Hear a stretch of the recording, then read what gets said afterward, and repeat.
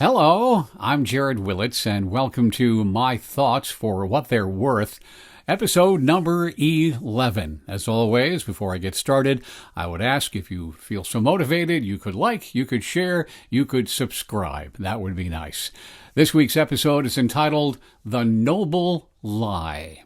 The Noble Lie.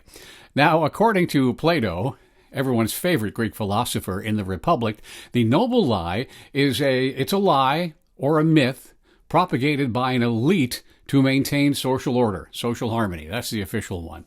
I want to talk about the noble lie in recent days and recent history. There's two kinds of history for individuals, I think. There's the kind you've learned about by reading books and maybe watching movies and stuff. Then there's your lived history, the life that you have lived and seen the history during those many years. My many years total up to 71. I know. Doesn't look like it, does it? Anyway, I wanted to start with the noble lie back in the Vietnam War.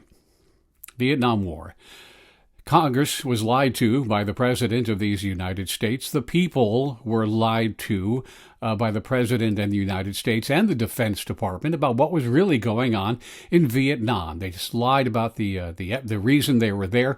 No, we didn't. We didn't go to Cambodia. We didn't do anything in the North. All these things, and then the numbers. Oh gosh, I remember. I was just a kid, really, but the numbers I found so disturbing every day on TV. They would have the report of how many enemy combatants were killed, and it was always like 1,000 some odd, and then how many Americans were killed, and it was a lot lower than that. I suppose the numbers on either side were exaggerated or brought down. But as an aside, I remember this so distinctly. I see the numbers on the news, 37 American service members killed, and I thought to myself, I was just a kid then.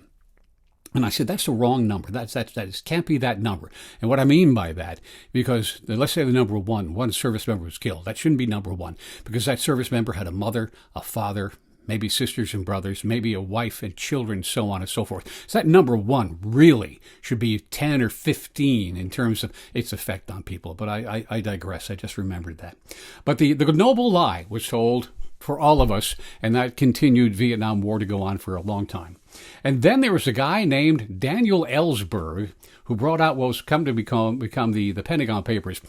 Robert McNamara, Defense Secretary at that time, had commissioned a report about our involvement in Vietnam, I think from like 1945 to 1968, about why we were there, what we were doing, how it was going, and all this. And it wasn't great. And Daniel Ellsberg, I believe, was an analyst at the Pentagon at the time. He saw this stuff and said, this is wrong. American people need to know. So he leaked a bunch of it, became the Pentagon Papers, and we found out some of the truth that was going on there. Found out it was the noble lie, really the unnoble lie. And that really started things going for protesting and starting the Vietnam War. It was going on already, but that really kind of helped bring it to an end. It was the noble lie. They felt we couldn't handle the truth, or they simply didn't want us to know the truth so they could do what they want. That was then. Fast forward to the pandemic, more recent history. A lot of noble lying going on there. The pandemic, where most everybody did most everything wrong.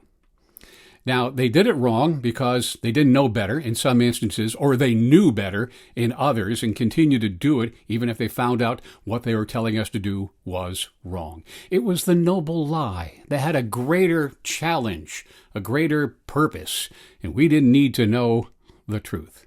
And even when they found out that they were doing things wrong, had the wrong information, they stuck to it. Stuck to it to the bitter end.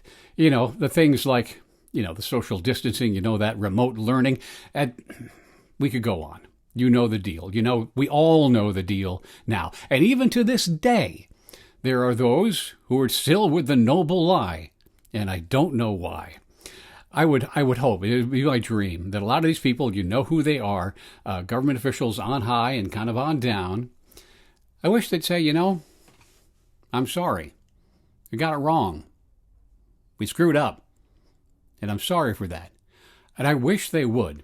And I think we'd have a whole lot more respect for them. And we might start believing some of our federal agencies a bit more than we do now. We've lost a lot of faith. We all know that. But wouldn't it be nice if they said, yeah, got it wrong, and I got it wrong, and then when I knew I got it wrong, I lied. I'm sorry. I thought I was doing it for the right reasons, or maybe not. But it would be nice if they all said, yep, sorry, we hadn't done this one before, but we'll do better next time.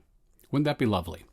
Anyway, they call it the noble lie. And I don't know why I got off on this tangent this time around the block. I just did. I started thinking about it. The noble lie.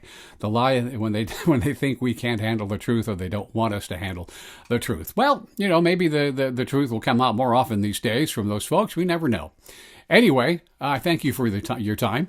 And those are my thoughts. For what they're worth, I'm Jared Willits.